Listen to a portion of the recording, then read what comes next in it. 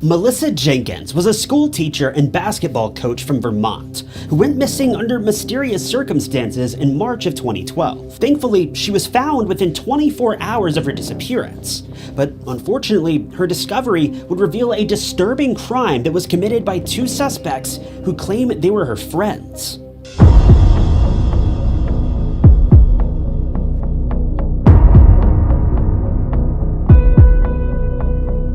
Melissa Jenkins was a 33-year-old single mother who, on the surface, seemed like your typical American woman. But in reality, she was far more than that. Melissa was truly one of the nicest women in her area, and she would do just about anything for anyone. Everyone in her community, both before and after her untimely passing, had nothing but nice things to say about her. She made a living by teaching at St. Johnsbury Academy in Vermont. St. Johnsbury is a private school, but it's considered a non-profit as well, giving it a leg up over some other schools of this nature. Melissa was one of the school's science teachers who was loved by all of her students. Every year, it seemed like students fought as hard as they could to land a place in her class. She was a great teacher who got on well with all of her students and made sure that each of them felt welcomed, heard, and cared for. She always had her students' best interest at heart and had a true passion for furthering the future generations. When she wasn't teaching science, she spent her time coaching the school's basketball team, coaching grades 9 through 12 as far as I can tell. Melissa knew that if her students were going to succeed, they not only needed a proper education, but they needed an extracurricular outlet as well, and she was more than willing to provide this for them. Not only was Melissa an amazing teacher and coach, but she was a great mother as well. We don't know much about what led Melissa to become a single mother, but we know that she had a 2-year-old son who was the center of her world. Unfortunately, she needed to work 2 jobs to make ends meet, but she was happy to do so if it meant building a better life for her son. To make this happen, she would spend nights and weekends working as a waitress at a local restaurant. Considering Melissa spent almost every waking minute of her day either at work or in the public in some capacity, it became all the more shocking when she seemingly dropped off the face of the earth on March 25th, 2012. None of her friends were able to get in touch with her throughout that evening, and she'd been watching her 2-year-old son that evening as well. So her boyfriend grew incredibly concerned for both the safety of Melissa and for her son. After several hours went by and he had still been unable to reach her or locate her, he decided to call 911.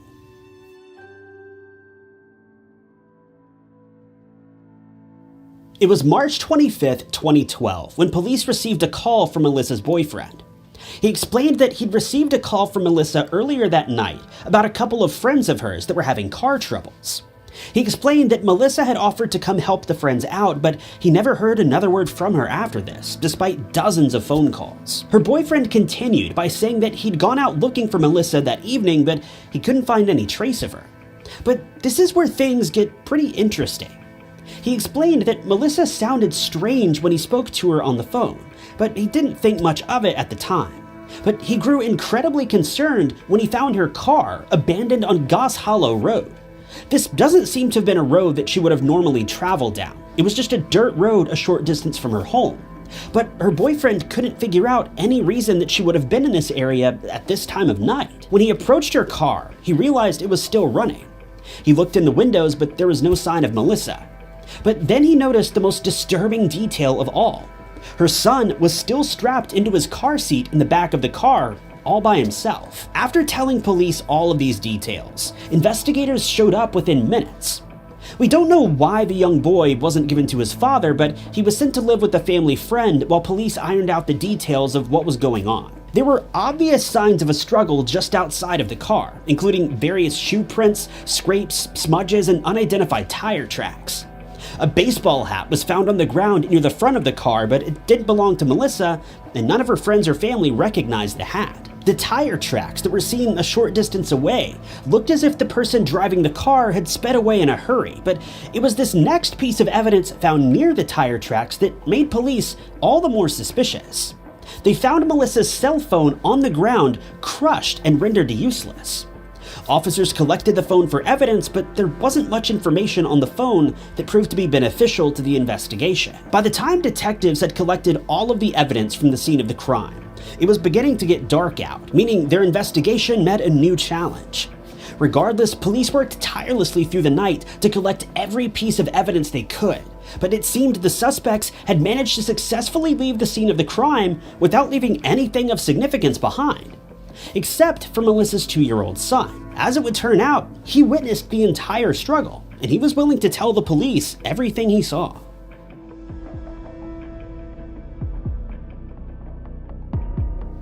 As with most missing person cases, the first person detectives suspected of the crime was Melissa's boyfriend. Police interviewed the boyfriend, and he gave a few conflicting accounts to officers.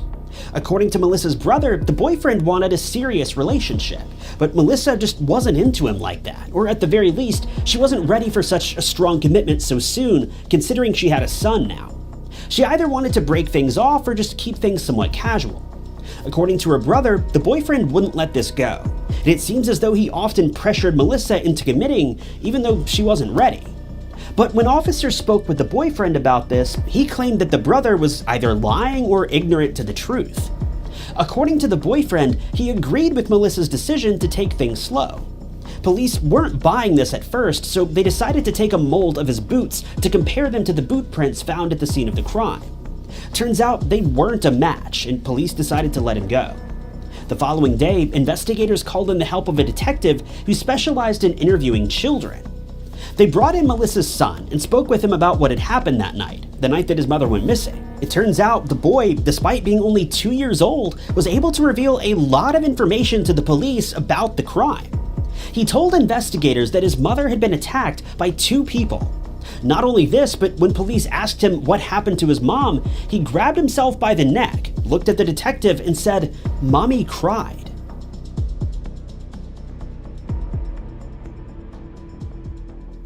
After hearing this terrifying confession from Melissa's son, the next person of interest was the father of Melissa's son. Just to clarify things here, Melissa's boyfriend, the one that we've been speaking about up to this point, the one that discovered her car, was not the father of her son. The boy's father lived about 80 miles away in Burlington. Police interviewed him, but he had an alibi and was cleared almost immediately. This brought police back to St. Johnsbury. When they made their way into Melissa's home, they searched every square inch of the property, but found no indication of a struggle or anything that was amiss. It seemed as though they'd reached a dead end. But as they looked around, they noticed one small detail that seemed vaguely interesting. A business card for a snow plowing business, owned by Alan and Patricia Prue. The police didn't know if this business card was significant, but it seemed as though she'd only recently received the card, so they thought the owners of the business might have some details to share if they happened to be present prior to the crime taking place. By this point in the investigation, police strongly suspected that Melissa had already lost her life. They kept their options open, but they prepared for the worst, as the evidence found at the scene of the crime didn't suggest that the perpetrators intended to keep Melissa alive for very long, and time was running out. Police searched every possible area where someone might have wanted to dispose of incriminating evidence, but they continually turned up empty-handed. They even searched all of the local rest stops and ditches, but there was nothing to be found. It was around the 24-hour mark that investigators received a tip that would blow the case wide open. Someone had called in from a local boat launch and reported that they noticed something suspicious sticking out of the water in a local fishing spot. Investigators didn't think much of it, but they decided to investigate anyway. Once they arrived, they immediately knew that they had encountered a crime scene. As they drew closer to the mysterious object in the water, they found out quite quickly that this wasn't an object. It was a woman, and this woman was none other than Melissa Jenkins. A scuba team was called to the scene of the crime to help collect all of the evidence that may have been left underwater. Mind you, all of this was taking place in the middle of March in Vermont. The waters were borderline freezing temperatures, but the scuba team had a job to do, and they did it well. As they looked under the water, they found that Melissa had been secured in place with a few cinder blocks and rope. Thankfully, they were able to free her without much issue, allowing police to look into the case without too much degradation of evidence. Photos from the scene have been kept under wraps, but officers revealed that Melissa was placed in the water face down. She was then secured with the aforementioned cinder blocks and rope, and was then covered up with sticks and brush to try to conceal her location. But this seems to have been done in a haphazard rush, proving that the criminals weren't prepared for this crime ahead of time. None of Melissa's clothes were found at the scene of the crime, and there was virtually no other evidence to lead investigators to the suspects that may have done this. But when she was pulled from the water, police realized something that shocked them to their core.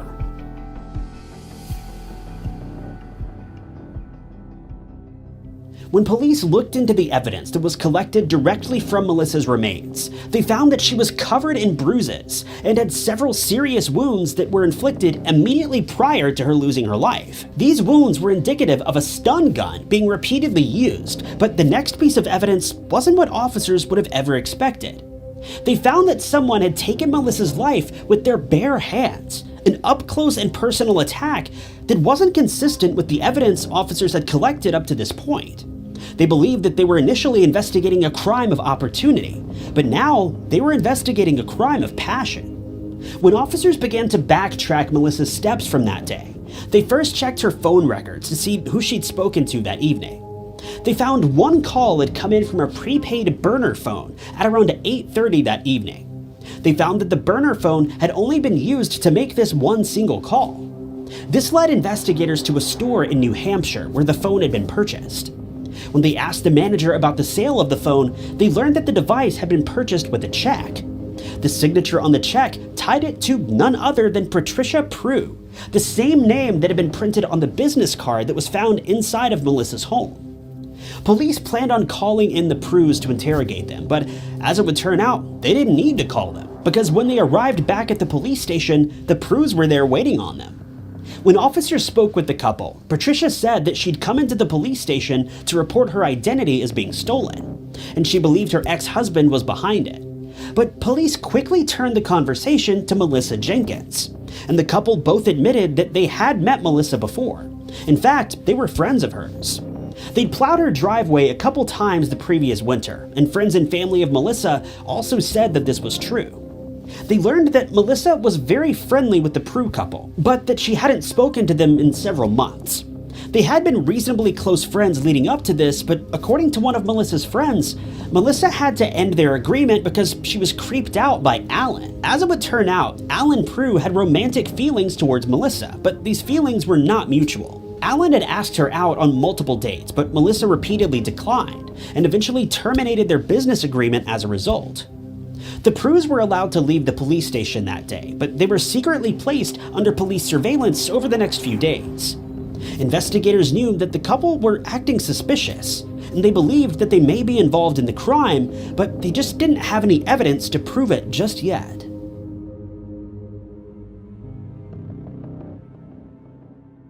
Police eventually managed to retrieve the CCTV footage from the store where the burner phone had been purchased, and as expected, both Alan and Patricia were seen in the footage. During their interrogation with the couple, police noted that Alan mentioned visiting a drive-thru restaurant that same evening, so they requested footage from the restaurant as well. When the footage finally arrived, investigators were speechless. The CCTV footage showed Alan wearing the same hat that had been found at the scene of the crime that day, the one that had been left in front of Melissa's car. Police called the couple back in for follow-up questions, this time speaking to them separately. Patricia denied any involvement and any knowledge about the crime, even when she was confronted with the CCTV footage and the images from the scene of the crime. Alan, on the other hand, buckled under pressure. Alan opened up to the officers and explained the details of what had taken place that fateful evening, and it wasn't pretty. Police knew that he'd previously shown a romantic interest in Melissa, but they couldn't have expected what he revealed next. Alan admitted that his wife was bisexual. Not only this, but she struggled with monogamy. She would often ask Alan if they could invite other partners into their bedroom, and he felt forced to comply. On this particular occasion, the couple had agreed to find someone willing to come home with them, and Alan specifically wanted to bring Melissa into the equation.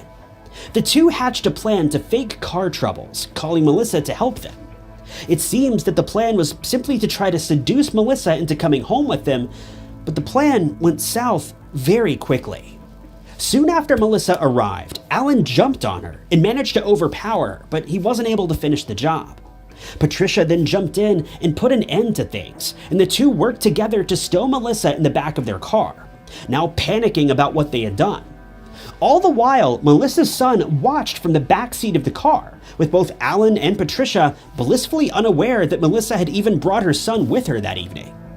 The crime wasn't premeditated, so to speak. Yes, they conspired together to try to get Melissa to go home with them, but both Alan and Patricia insist that they had no plans of taking her life that day, and the evidence certainly seems to support this. Alan says that even after things went south, he still had no plans of claiming her life. He admitted to police that he wasn't feeling like himself that night and seems to have been filled with misguided rage, but when he realized what he was doing, he stopped. But that's where Patricia jumped in to finish the job, allegedly against Alan's wishes.